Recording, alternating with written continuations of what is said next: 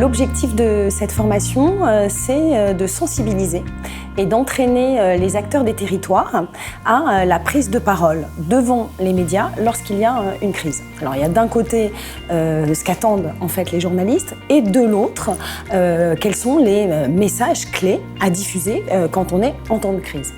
Alors c'est une formation qui se déroule en 2 séquences. On a une première séquence courte qui revient sur les techniques, sur les bons gestes en quelque sorte à adopter quand on est mis en situation de crise et donc on doit communiquer très rapidement en situation de crise.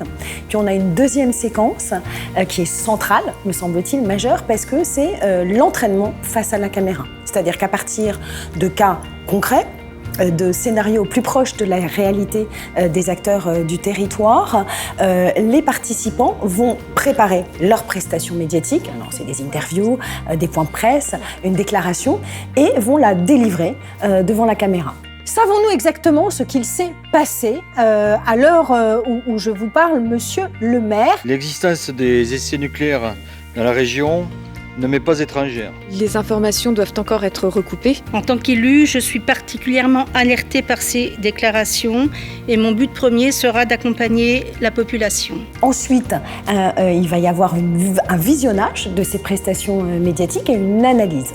Alors, votre posture, elle est parfaite. Hein, vous avez une attitude concentrée, vous me regardez. L'intérêt vraiment de cette formation, c'est la mise en situation des participants, l'entraînement et le débriefing collectif, qui sont des outils en fait pédagogiques qui permettent de progresser très rapidement, donc sur une journée, sur une demi-journée, et donc de mieux communiquer, d'être plus à l'aise en situation de crise. Écoutez, beaucoup d'appréhension. Et puis finalement, au fur et à mesure, on prend un peu confiance et on se sent bien. Savoir comment il faut que je m'organise pour ne pas me laisser dépasser, ne pas dire des choses qu'il ne faut pas, utiliser les bons mots. Ce qui est plus compliqué, effectivement, c'est de revoir son image après. Très utile parce qu'on oublie souvent cette partie-là de la gestion de crise qui est la communication. Ce genre de formation répétée plusieurs fois dans l'année amènerait à ce que ça devienne carrément naturel pour tout le monde.